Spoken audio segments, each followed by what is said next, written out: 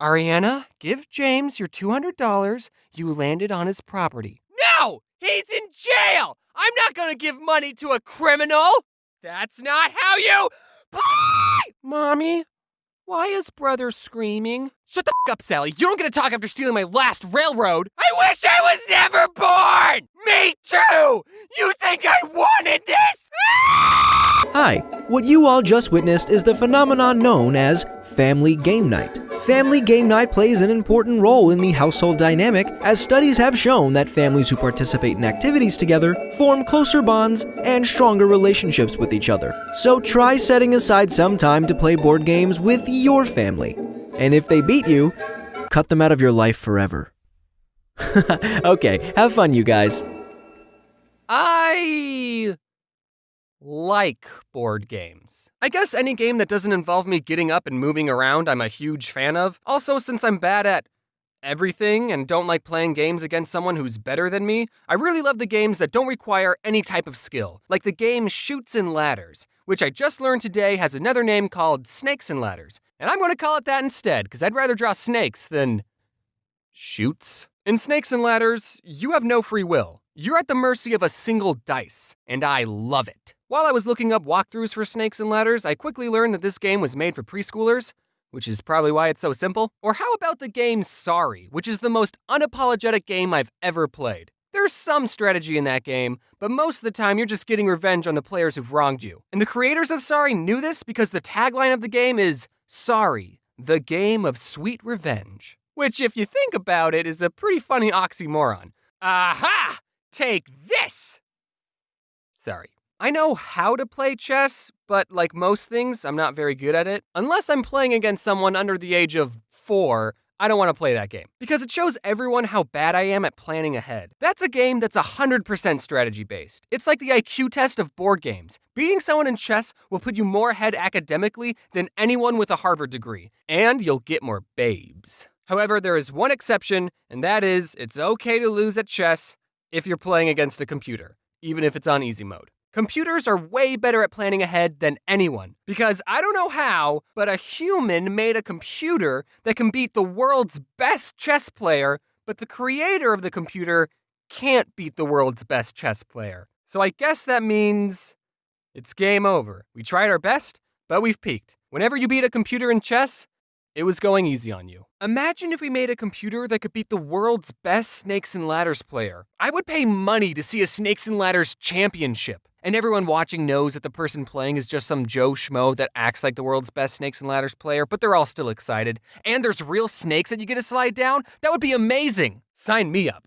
While we're on the topic of chess, I want to tell you about this cool sport I discovered called chess boxing. This is an actual competitive sport where 2 players play chess for 3 minutes, then box each other for 3 minutes. And they keep switching between chess and boxing until someone either gets a checkmate, they run out of time playing chess, or they KO the other player. I love this sport because it combines 2 polar opposite games, and it's something that anyone can play. Brains over brawn? Try saying that after I sucker punch you in the— Oh, that was a good move. I'm gonna punch you so hard in the balls for that. I know I just said I was bad at chess, but if there's any YouTubers who want to challenge me to a chess boxing match, I will gladly take you to the ring, and we can charge people $12 just to watch. And we can end it in a draw, so that way you won't look bad in front of your fans. So Battleship, that's another board game, and it also got a big Hollywood movie based off of it. I haven't seen it, but I hope there's a scene where the captain of the ship goes, "Men, fire at D6? And then there's an explosion in the distance, and then Rihanna, who is actually in that movie, says, "Sir, the alien sent a message. It says, miss." And the captain goes, Someone write that down so we don't forget. And then there would be an explosion at the back of their ship, and alarms start going off, and everyone on board starts freaking out except for the captain, and he goes, "Rihanna, send the aliens a message. Tell them hit." Also, ask them if they think the situation would make a good board game. And if that scene is not in the movie, I hate it. Did anyone else collect a bunch of Pokemon cards but never knew how to play the game? I don't think I met a single person who actually knew how to play the card game, which was weird because in my school, the card game was just as popular as the video games. Kids would always show off their collection of cards and binders, and everyone always wanted the highly coveted shiny Charizard card. You know which one I'm talking about. You know which one I'm talking about. You know which one I'm talking about. Unlike Yu-Gi-Oh!, which had dedicated episodes explaining why these 5 pieces of cardboard were expensive, the shiny Charizard was rare, not because it was good in the game, but because everyone agreed that it looked cool. But then when you ask someone, hey, do you want to play a game? They would say, okay, I summon my Charizard. In attack mode. Does anyone even know how to play the Pokemon card game? I bet none of these guys even know what they're doing. How'd this guy win? He didn't even call Uno. I can't be too hard on the Pokemon cards, because the card game I like is probably way more complicated than Pokemon. I don't know for sure because, like I said, I don't know how to play the Pokemon card game, but my favorite card game is Neopets. I'm just kidding, that was a joke. Kind of. I did actually own a lot of Neopet cards. I don't remember exactly how to play. I do remember you have to get 21 points to win, which got me into playing blackjack, but it's okay that I don't remember how to play, because no one else is playing this game. I wanted to find some footage of a Neopet TGC championship, only to come to the disappointing realization that no Neopet championship exists, which is sad. So if there's any YouTubers watching who want to fight my Scorchio, square up. Okay, but for real, the card game I like the most is Magic the Gathering. And fun little factoid, all 3 card games I've mentioned were created by the same company, Wizards of the Coast. Hey, is that a Monopoly reference? I've been playing Magic since 2007, and back then the game was a lot more simple. Look at some of these more recent cards. First, see how many words are on them? And if we flip them over, they merge into an even bigger card. What? If you showed these cards to my 11-year-old self, I would have lost my marbles. My favorite thing about Magic is when Dick Garfield, was first creating the game in 1993, he didn't really have an accurate way of testing the cards to make sure they're all fair and balanced, and he ended up creating some of the most overpowered cards in Magic. And players today refer to these cards as the Power 9, because there were 9 really good ones, which is why every single one of them is banned. Now don't get me wrong, the Power 9 are good cards, but none of them are like, you win the game good. Take this one for example, Ancestral Recall. All it says is, draw 3 cards, or force opponent to draw 3 cards. Which is stupid that they added that last part. Why would you ever give your opponent 3 more cards to beat you with? Now, I know what you're thinking.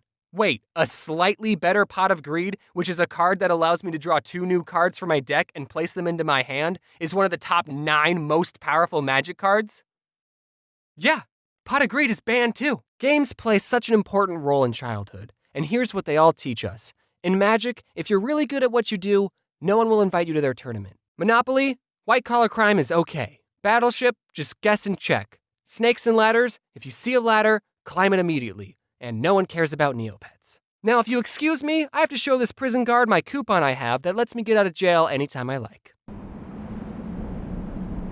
And when all is said and done, I thought to myself, what can I do to help strengthen this weekly tradition of family game night? So I decided to create my own game based off one of the most scarring events of my childhood. Many of you might recall the traumatic experience my sister and I had with Harry the Moth, and to help me cope, I decided to immortalize this memory by turning it into a card game. Introducing Can't Catch Harry. I let my Twitter followers decide on a name and they went with this one, so good job, guys. Here's a sneak peek of some of the cards. I spent a lot of time working on this game and I know you're gonna like it. We got a lot of recognizable characters like Mr. Poe, Mom, Satan, and Sandwich Artist. We're launching the game on Kickstarter today, so check out the link in the description to get yourself a copy. We have different reward tiers like holographic cards, golden figurines, and even a custom-made card if you're into that. The reward tiers are only going to be available for 30 days, and given my upload schedule, I don't know if I'll be able to tell you that again, so I'll post updates on my Twitter and Instagram. That's right, I got an Instagram. I'm trying to tell you that to follow me on Instagram. Thanks for watching, and that's how we're going to segue into the end card. Also, should I mention the streamies? Should I say, hey man, I'm at the stream, or not at the stream, I got nominated for Streamy. They didn't ask, they didn't say, hey, do you want to have to go to this award show? They just emailed me and said, guess what, we nominated you. And I'm just like, I didn't ask for this. So, yeah, that's a thing that happened. I'm probably going to get 0 videos out before then. Actually, I have to get a Halloween one out. So maybe I can get a Halloween video out before the streamies. We'll see, but you know, I don't show my face that often. What am I doing? Have you ever played 52 card pick 'em up? Have you ever done that?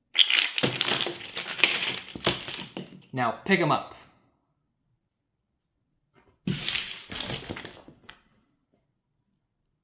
Thanks for watching the video. Wear a seatbelt, by the way.